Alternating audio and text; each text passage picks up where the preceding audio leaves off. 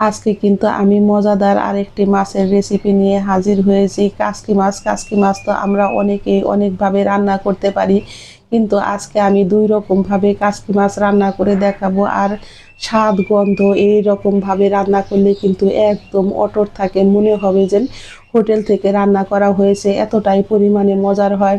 Hello বন্ধুরা, Sulata cooking রেসিপির পক্ষ থেকে সকলকে জানাই স্বাগত। আজকে কিন্তু আমি কাসকি মাছের ২টা রেসিপি নিয়ে হাজির হয়েছি।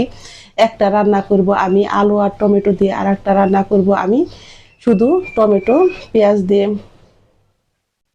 আজকে কিন্তু আমাদের বাজার থেকে বেশ কিছুটা পরিমাণে কাকসি মাছ এনেছে, আর এখানে কিন্তু প্রায় আধা কেজি পরিমাণে কাকসি মাছ আছে। আর মাছগুলো কিন্তু একদম ফ্রেশ আর টাটকা, দেখে অবশ্যই বন্ধুরা বুঝতে পেরেছেন মাছগুলো কতটা পরিমাণে ফ্রেশ। আর এইভাবে রান্না করলে কিন্তু অন্য কোনো কিছুই লাগে না, এতটাই পরিমাণে মজার হয় এই মাছের তরকারি। এই মাছগুলোকে কিন্তু আমি খুব ভালো করে বেছে ধুয়ে নিব জল ঝরিয়ে। চলে যাব চোলায় কড়াইতে আমি দিয়ে দিব এখন পরিমাণ মতো সরিষার তেল। আজকে কিন্তু আমি সরিষার তেল দিয়ে রান্না করব, কারণ আমি তরকারি কিন্তু সরিষার তেল দিয়ে রান্না করি। আমার তেলটা গরম হয়ে গেছে, এখন আমি এর মধ্যে দিয়েছি অল্প পরিমাণে একটু জিরা ফোড়নে, আর দিয়েছি আমি ছোট রাঁধুনি। এখন আমি দিয়ে দেব অল্প পরিমাণে একটু কালো জিরে। এই ফোড়নটা দিলে তরকারির সেন্টটা আসে অন্যরকম, বন্ধুরা খেতে হয় দুর্দান্ত মজার। এখন আমি দিয়ে দেব এর মধ্যে বেশ কিছুটা পরিমাণে পেঁয়াজ কুচি, আর দিয়ে দেব আমি কাঁচামরিচ কুচি। ঝালটা আপনারা আপনাদের পছন্দ অনুযায়ী খাবেন, কারণ মাছের তরকারিতে আমার কাছে একটু ঝাল ঝাল বেশি ভালো লাগে, সেই জন্য আমি ঝালটা একটু বেশিই দেই। পেঁয়াজ আর কাঁচামরিচ দিয়ে কিন্তু আমি খুব সুন্দর করে ভেজে নিব।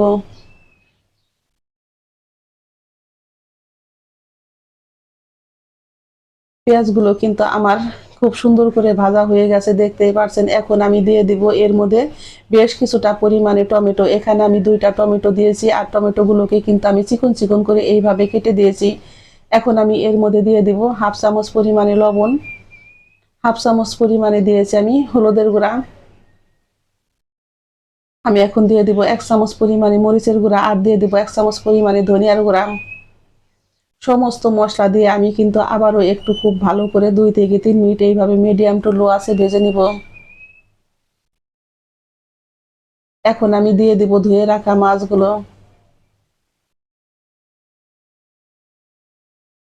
কে কে আমার মতো এইভাবে রান্না করে খান অবশ্যই কমেন্ট বক্সে জানাবেন। আর যদি কখনো এইভাবে না খেয়ে থাকেন, একবার হলো এইভাবে রান্না করে খেয়ে দেখবেন, খেয়ে কিন্তু এতটাই পরিমাণে মজার হবে, বন্ধুরা বাড়ির সকলেই কিন্তু রিকোয়েস্ট করবে আবারও রান্না করার জন্য। আমি কিন্তু মাছগুলোকে খুব বেশি নাড়াচাড়া করব না, এইভাবে কিন্তু একটু নেড়ে দিয়েছি। এখন আমি এর মধ্যে দিয়ে দিব ধনিয়া পাতা কুচি, আর দিয়ে দিব খুবই অল্প পরিমাণে একটু জল। কাকসি মাছ কিন্তু এমনিতেই নরম, সেই জন্য কিন্তু বেশি জল দেওয়ার প্রয়োজন হয় না। মাছটা কিন্তু ভাজার সাথে সাথে রান্না হয়ে যায়, দেখতেই পাচ্ছেন। তরকারিটা কিন্তু আমার একদম রেডি হয়ে গেছে। আমি লবণটা দেখে চুলাই থেকে নামিয়ে নিব। তরকারিটা দেখুন কতটা পরিমাণে সুন্দর হয়েছে, আর খেতেও হয়েছে কিন্তু দারুণ মজার। আমি এখন আলু দিয়ে রান্না করব কাকসি মাছ। আবারও চলে যাব চুলায়, কড়াইতে আমি দিয়েছি পরিমাণ মতো সরিষার তেল, দিয়ে দিব এখন জিরা আর ছোট রাঁধুনি। ফোড়নটা আমার রেডি হয়ে গেছে, এখন আমি দিয়ে দিব বেশ কিছুটা পরিমাণে পেঁয়াজ কুচি। এই মাছ রান্নাতে পেঁয়াজের পরিমাণটা যত বেশি হয়, এই তরকারিটা খেতে কিন্তু ততটাই পরিমাণে মজার হয়।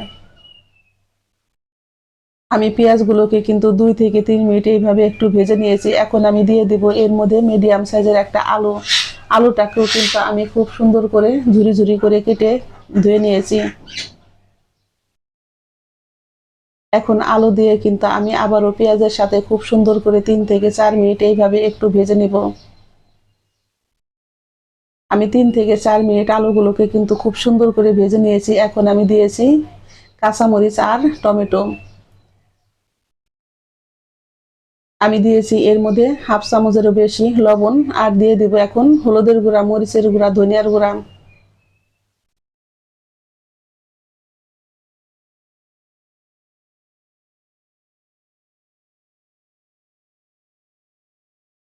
দিয়ে দেব আমি অল্প পরিমাণে একটু জল। জল দিয়ে কিন্তু এখন আমি এগুলোকে খুব ভালো করে আবার একটু কষিয়ে নিব।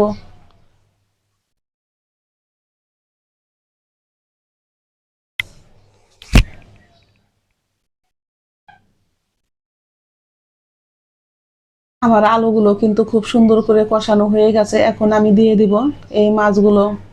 মাছগুলোকে কিন্তু আমি খুব সুন্দর করে ধুয়ে জল ঝরিয়ে রেখেছি, দেখতেই পারছেন। আমি মাছগুলো দিয়েও কিন্তু খুব বেশি নাড়াচাড়া করব না, একটু উল্টে পাল্টে দিয়েই কিন্তু রেখে দিব।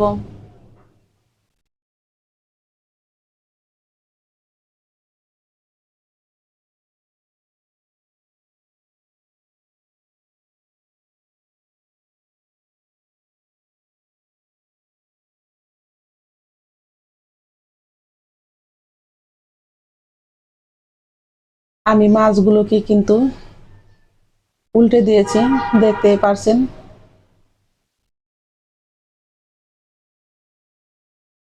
এখন আমি দিয়ে দেব খুবই অল্প পরিমাণে একটু ঝোল।